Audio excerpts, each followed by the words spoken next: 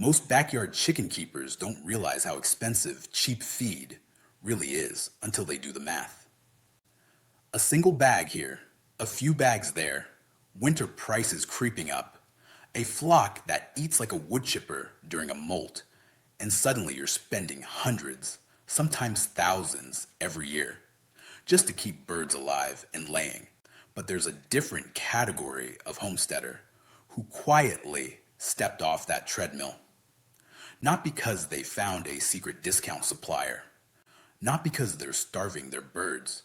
They're doing something more practical than that.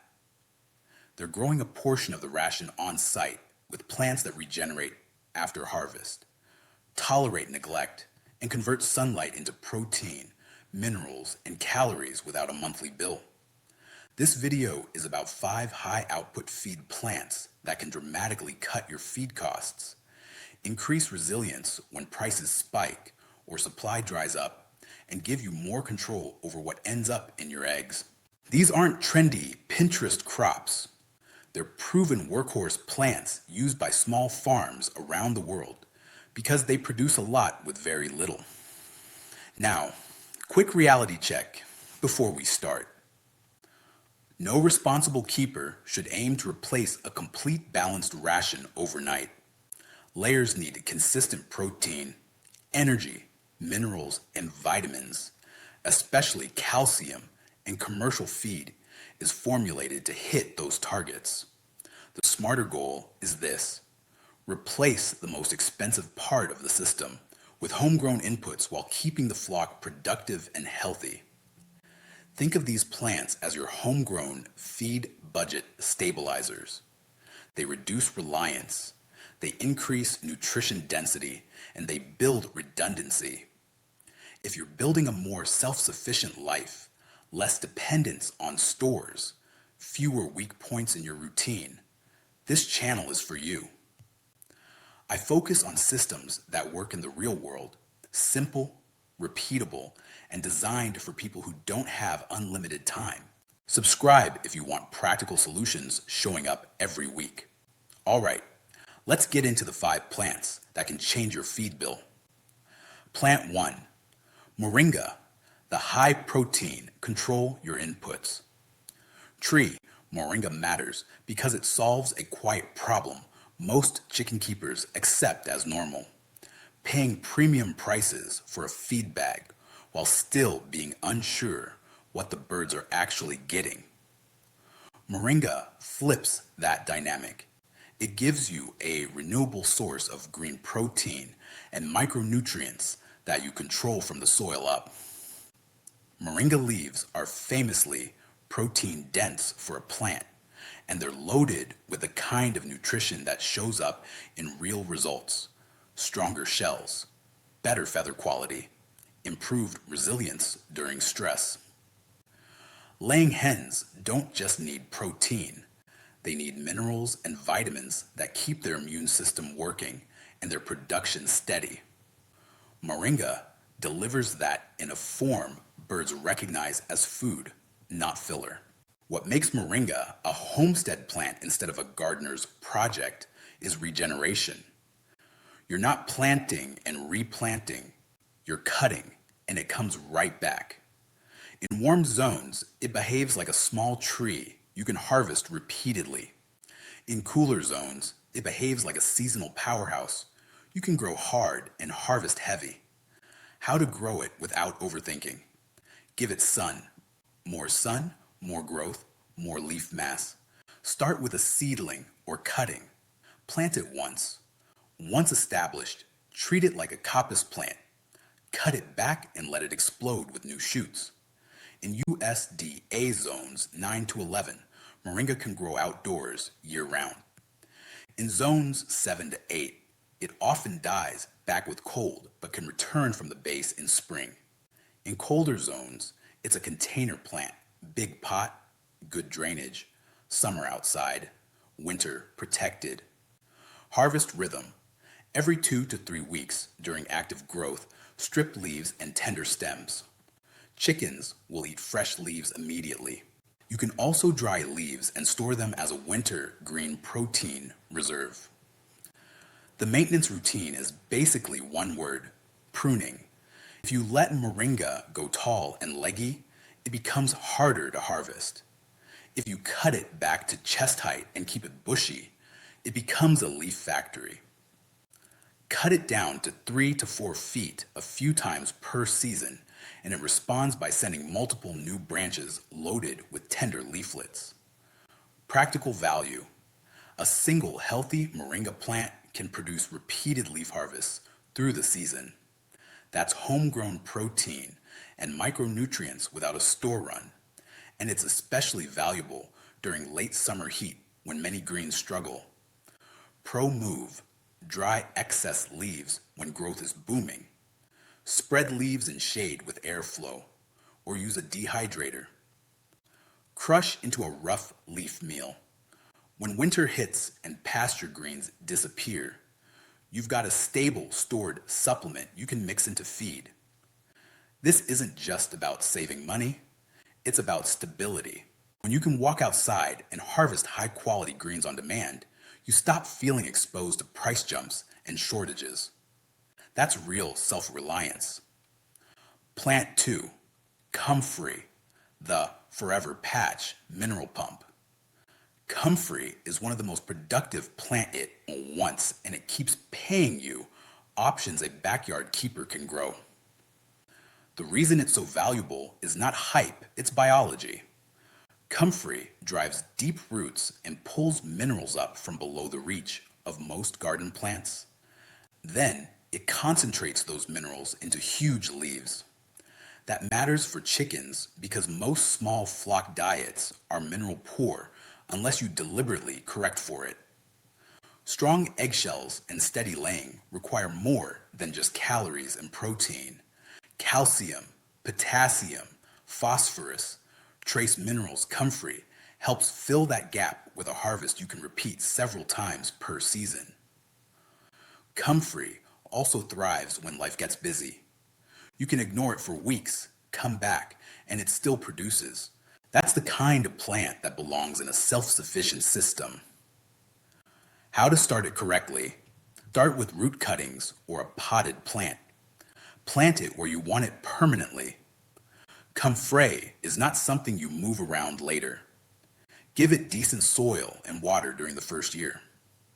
After establishment, it's tough. Harvest rhythm: cut leaves every 4 to 5 weeks during the growing season. You can feed them fresh, but many keepers prefer to wilt them for a day so the texture changes and birds eat more without wasting. A single established plant can throw serious biomass multiple times per season. A small comfrey patch becomes a dependable green ration that's always there. Important note for smart keepers: comfrey is best used as a supplement, not 100% of the diet. It's powerful, nutrient dense, and in large amounts it can be too much of a good thing. Use it the way you'd use a high-quality supplement, regularly, but as part of a varied feed strategy. Placement strategy: plant comfrey near the coop run, along a fence line, or on the edge of a garden where it can stay put. If you want more control, keep it in a contained bed. The goal is convenience. If it's close, you harvest more often, and your system actually gets used. Comfrey is one of the most underrated insurance policies you can plant. 10 minutes of harvesting can translate to a meaningful reduction in purchased feed use, especially in the growing season. Plant 3, Azolla, the water-based protein machine. If you have limited land, poor soil, or you want absurd output from a small footprint, Azolla is the cheat code. Azolla is a floating water fern that can grow extremely fast under the right conditions. It's used in integrated farming systems in multiple parts of the world for a reason. It turns a shallow container of water into a steady flow of green feed. The big advantage here is efficiency. You're not competing with weeds, you're not fighting soil issues, and you're not burning time weeding beds. You're running a simple loop: grow, scoop, feed, repeat. What Azolla provides: a protein-rich green feed, micronutrients that support health and egg quality, moisture-rich forage that birds eat eagerly. How to set it up: simple version. Use a shallow tub, stock tank, kiddie pool, or tote. Add a few inches of water. Add your starter culture. Place it where it gets light, but isn't baked all day in extreme heat. Azolla grows best with steady light and moderate temperatures. In very hot climates, partial shade during peak afternoon sun helps prevent crashes. In cooler climates, Azolla can be a warm season system, run it spring through fall, then restart next year. Harvest rhythm: scoop out a portion every few days. Never harvest 100%. Leave enough to regrow quickly. If it's happy, it refills the surface fast. The maintenance is basic but important. Keep water topped off. Keep nutrient levels mildly supportive. Azolla needs fertility. Prevent the water from turning into a stagnant mess. Some keepers use diluted organic fertilizer. Others use fish waste or compost tea carefully.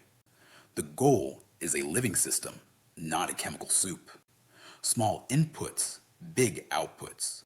Smart redundancy tip: run 2 containers instead of 1. Water-based systems can crash from heat waves or water quality swings. 2 tubs means if one fails, you don't lose the entire culture and your feed pipeline stays intact. Azolla is what makes small space self-sufficiency real. It proves you don't need acres. You need systems.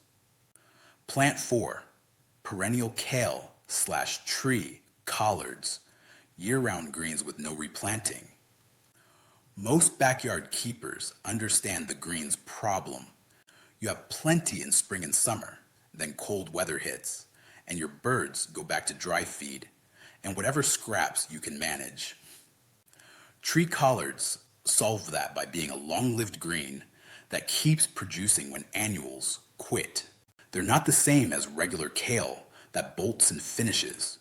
Tree Collards are closer to a perennial food source. You plant once and harvest for years. They're loaded with vitamins and minerals that matter for laying hens, especially when pasture is limited. And because they're a standing plant, you can harvest during routine chores without turning it into a project. How to start them: tree collards are typically propagated by cuttings. That's a benefit, not a drawback. Cuttings root reliably, and once you have one plant, you can make more. Plant them in well-drained soil with sun to partial sun. In zones with mild winters, they produce through much of the year. In colder zones, they may slow down or get damaged, but with protection, they still provide a long season compared to most greens. Harvest rhythm: take outer leaves regularly. The plant keeps growing from the center. This cut and come again pattern is exactly what you want for feed. Steady, predictable output. Maintenance: prune back woody stems occasionally, mulch around the base, and keep them watered during establishment. After that, they're durable. Tree collards add stability to your feed plan. When everything else is seasonal, having a long-lived green near the coop means your birds stay on fresh forage more months out of the year. Plant 5, Amaranth, greens now, seed later, self-seeds for next year. If you want one plant that earns its space, Amaranth is a strong candidate because it gives you 2 products: leafy greens during the growing season and grain-like seed later. The leaves are excellent forage. The seeds are where it becomes a serious feed tool, especially if you're trying to replace store-bought scratch grains or reduce reliance on purchased carbs. Amaranth is also tough, heat-tolerant, drought-tolerant, and willing to grow in less than perfect soil. It's the kind of plant that performs for people who don't have time to baby a garden.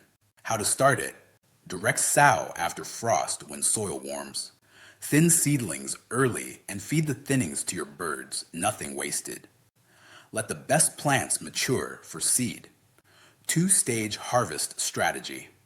Early and mid-season. Harvest leaves and young plants as green feed. Late season. Let selected plants set seed. Harvest seed heads. Dry them and feed them during winter or mix them into rations. Amaranth also self-seeds aggressively, which can be a blessing or a nuisance depending on your management. The smart move is controlled self-seeding. Let it reseed where you want it, cut seed heads before they scatter everywhere.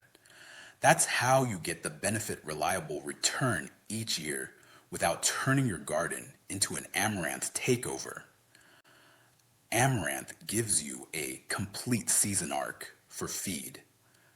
Greens during growth, stored seed later, and reseeding for next season.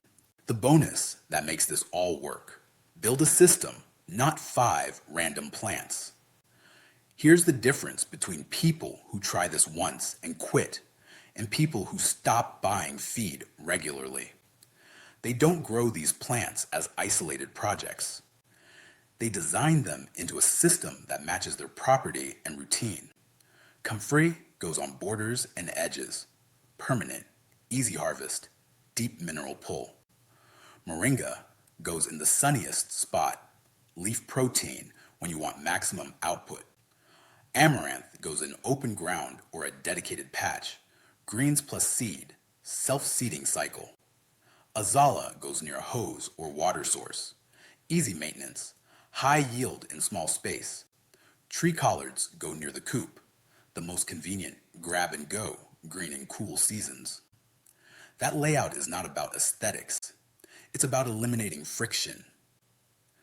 If harvesting is easy, you'll do it consistently. If it's a hassle, you'll abandon it the moment life gets busy. When you set it up right, feeding becomes part of how you move through your property.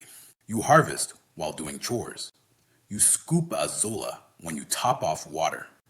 You cut greens while walking the fence. That's how it becomes sustainable. How to use this without hurting your flock. A smart keeper thinks like a manager, not a gambler. Start with one plant. Get it established. Learn what it produces in your climate. Then add the next and keep your birds balanced. Keep oyster shell available, free choice for layers. Keep clean water constant. Use homegrown feeds as a strong supplement while maintaining a base ration until you understand your numbers. Watch body condition, eggshell quality, and laying consistency. Your birds will tell you if the ration is off. The goal isn't bragging rights. The goal is lower costs, stronger birds, and a system that holds up when conditions change. Final challenge. If you want a real result from this, don't save this idea for someday. Pick one plant from today and start it this week. A moringa seedling in a pot, a few comfrey root cuttings near the coop, one Azolla tub, a couple tree collard cuttings, or a packet of amaranth seed in a dedicated patch. Small starts compound. Once the first plant starts producing, your confidence changes. Then you add the second, then the third. And eventually you wake up and realize your feed bill is shrinking because your property is producing. That's what real self-sufficiency looks like. Quiet, practical systems that keep working even when motivation is low and time is limited. Subscribe if you want more of these. Not theories, not hype systems that actually make a backyard flock cheaper, healthier, and more resilient.